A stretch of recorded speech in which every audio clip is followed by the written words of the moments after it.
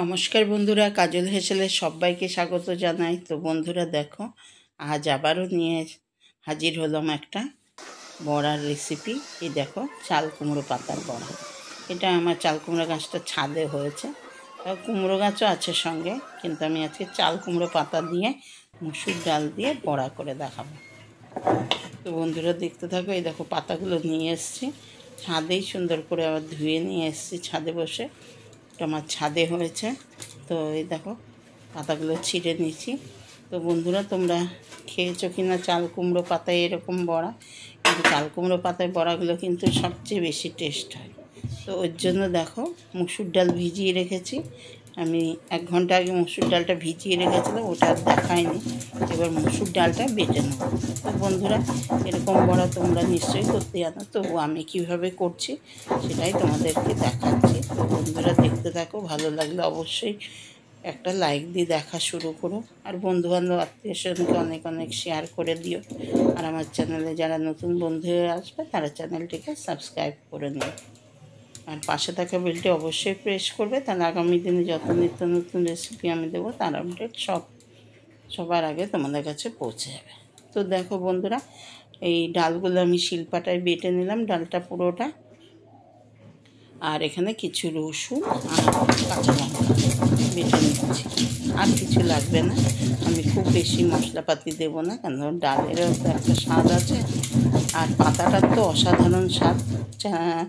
লাউ কুমড়ো, চাল কুমড়ো, তার মধ্যে সবচেয়ে বেশি টেস্টি কিন্তু চাল কুমড়ো পাতা। যে কোনো বড়া চাল কুমড়ো পাতা দিয়ে করলে কিন্তু বেশি স্বাদ হয়। তো বন্ধুরা দেখতে থাকো আমি কিভাবে করছি। তো এই দেখো, কাঁচা লঙ্কা রসুনটাও বেটে নিলাম। বেটে নিয়ে এবার ওই ডাল বাটার মধ্যেই তুলে নেবো একবারে। আর আলাদা করে রাখছি না, একবারে ডাল বাটার মধ্যে নিয়ে নিলাম। নেওয়ার পর এবার দেখো, এর মধ্যে কিছু মশলা অ্যাড করব। মশলা বলতে সামান্য একটু লঙ্কা গুঁড়ো দিলাম, আর দিয়ে দেবো হলুদ গুঁড়ো, আর দেবো নুন। দিয়ে দিলাম আন্দাজ মতো নুন, আর কিচ্ছু লাগবে না, এতেই হয়ে যাবে। তো আরেকটা জিনিস দেবো, একটু পরে দিচ্ছি। তো দেখো, এটা মিশিয়ে নিচ্ছি সুন্দর করে। ক্যামেরাটায় হাতটা লেগে গেছিলো, ওই জন্য আমার ঝাঁকি লেগে গেছিলো। তো দেখতে থাকো বন্ধুরা।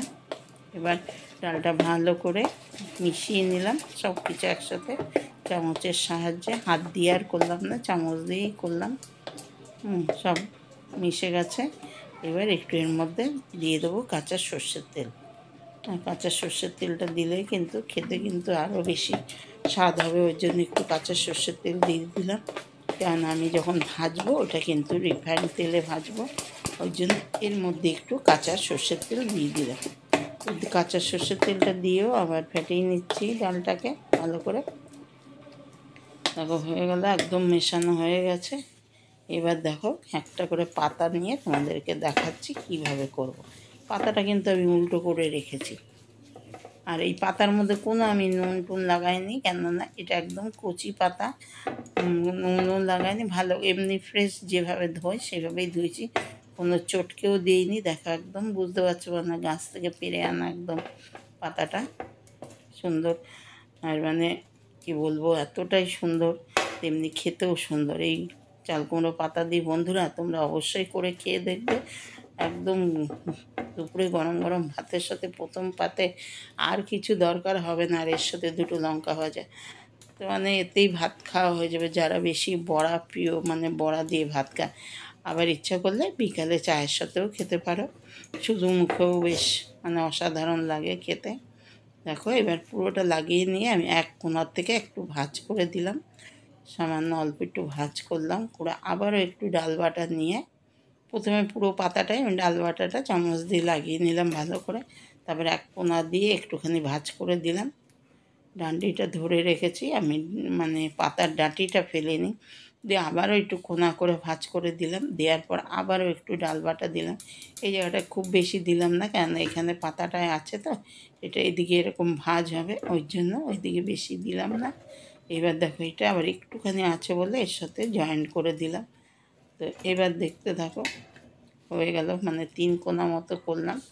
তো আবার এখানে অল্প দিয়ে দিচ্ছি উপর দিয়ে ডাল বাটা।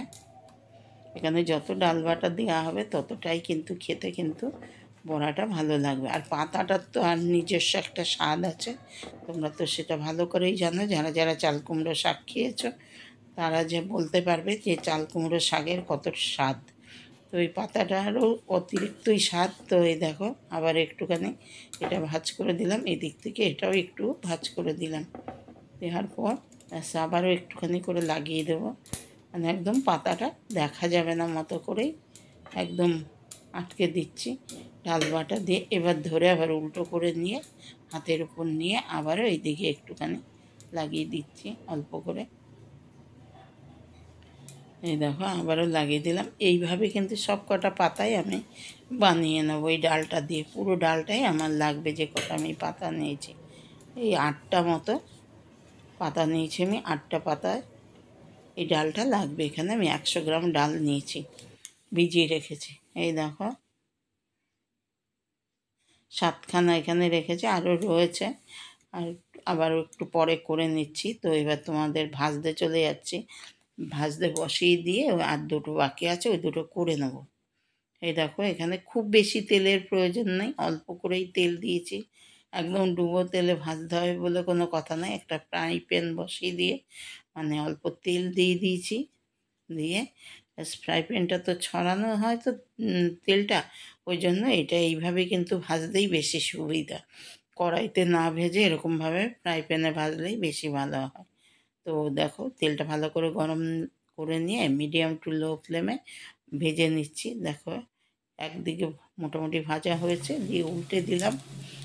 আমি পাতার ডাঁটিগুলো ধরেই উল্টে দিচ্ছি, কিন্তু ওইটা আর পারা যাবে না, কেন ওটার ভেতরে ঢুকে গেছে। ব্যাস এবার দেখো এটাকে আবার 2টো খুন্তির সাহায্যে উল্টে দিলাম, কেন ফ্রাই প্যান তো একটা খুন্তি দিয়ে উল্টাতে গেলে ঝপ করে তেলটাও যদি পড়ে যায় ওর জন্য।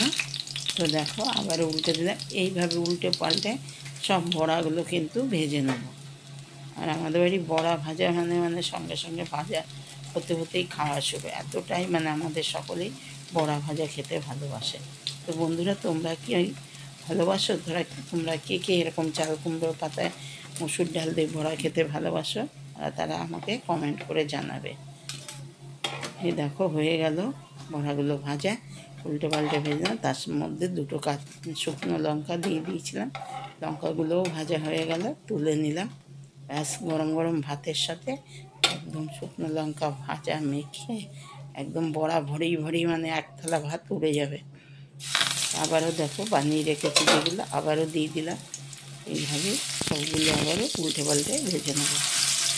আর আমার বড়া ভাজার গন্ধে আমার বিড়ালও দেখে বিড়ালের আওয়াজ পাবে, প্যাও প্যাও করতেই আছে। মাছ হচ্ছে না কিন্তু তবুও ওদের খুব আওয়াজ, যে কোনো কিছু করতে নিলে আমার পাশে এসে দাঁড়িয়ে থাকে। তো বন্ধুরা দেখো এইভাবে সবগুলোই ভেজে নিলাম।